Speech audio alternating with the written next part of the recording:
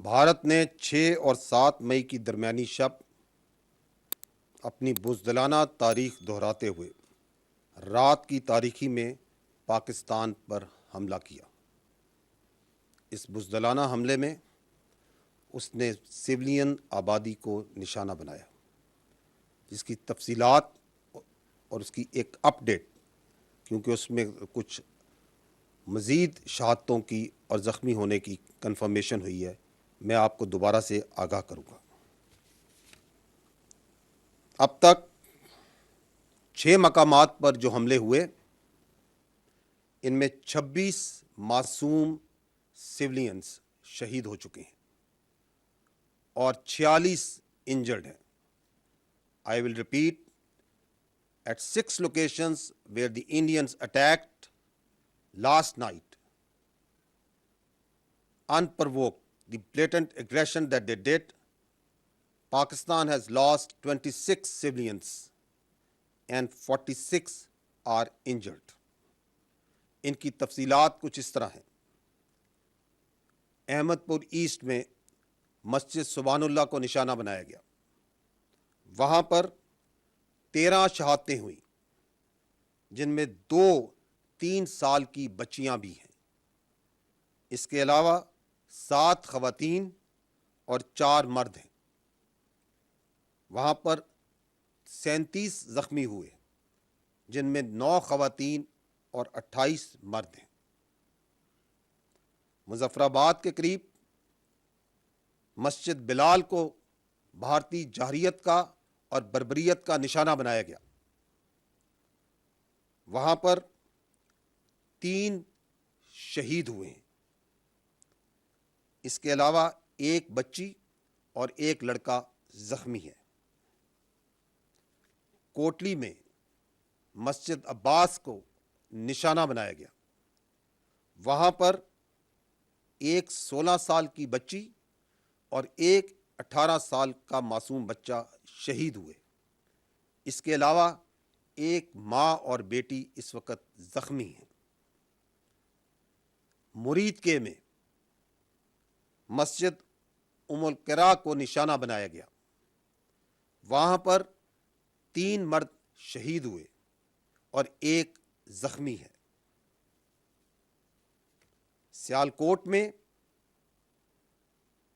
جو نشانہ بنایا گیا، اس کی وجہ سے کوئی جانی اور مالی نقصان کی اطلاع نہیں آئی۔ شکر گڑھ میں بھی جو نشانہ بنایا گیا، وہاں پر بھی کسی جانی نقصان کی خبر نہیں، البتہ ایک ڈسپنسری کو کچھ نقصان ضرور ہوا ہے۔ رات سے جاری لائن آف کنٹرول پہ جو وائلیشنز بلا اشتعال فائرنگ جو بھارت کر رہا ہے، جو اٹرلی کی فائرنگ کی جا رہی ہے، اس میں اب تک 5 معصوم سویلینز شہید ہو چکے ہیں، جس میں ایک 5 سال کا بچہ بھی شامل ہے۔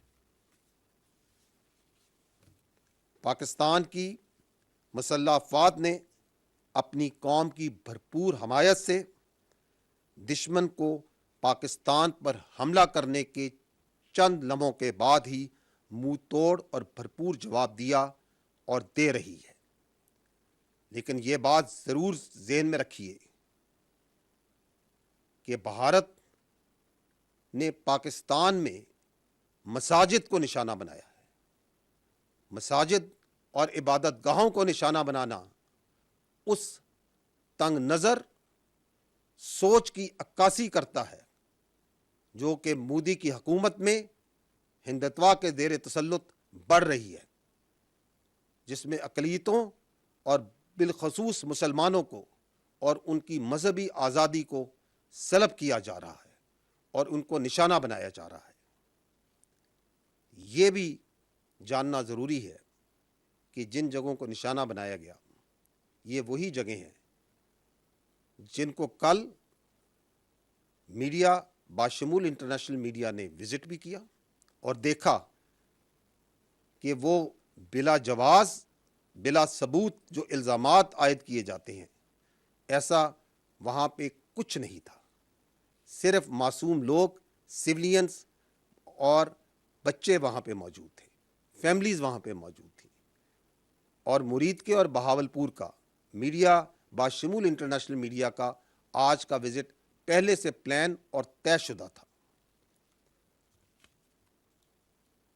اگر میں رسپانس کی بات کروں تو اب تک افواج پاکستان نے دشمن کی جارحیت کے جواب میں اور اپنے دفاع میں دشمن کے 5 طیارے اور 1 کامبیٹ ڈرون جو پاکستان پر حملہ آور ہوئے تھے ان کو مار گرایا ہے۔ حملہ آور گرائے جانے والوں میں بھارتی فضائیہ کے جنگی طیاروں میں 3 رافیل، 1 MiG 29 اور 1 SU طیارہ شامل ہے۔ اس کے علاوہ ایک ہیرون کامبیٹ ڈرون بھی اس میں شامل ہے۔ یہ جو فضائی ایسٹس گرائے گئے یہ جنرل ایریا بھٹنڈا میں، جموں میں 2 اونتی پور کے علاقے میں، 1 اخنور اور 1 سری نگر کے علاقے میں مار گرایا گیا۔ یہ بتانا انتہائی ضروری ہے کہ پاکستان ایئر فورس نے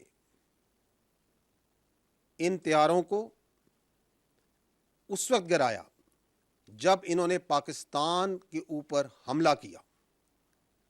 After they have released their weapons, only after that they were engaged and shot at. Once they have taken on the unprovoked, uncalled for aggression against the state, the territorial integrity and the innocent people of Pakistan by firing at them through standoff weapons, only after that Pakistan Air Force and these armed forces engaged them and took them down. It should also be noted that the Pakistan armed forces could have shot even more than 10 of their aircraft, but we exercised restraint, and at no time any of their aircraft was allowed to enter into Pakistan's airspace, and also at no time none of Pakistan aircraft went into Indian airspace.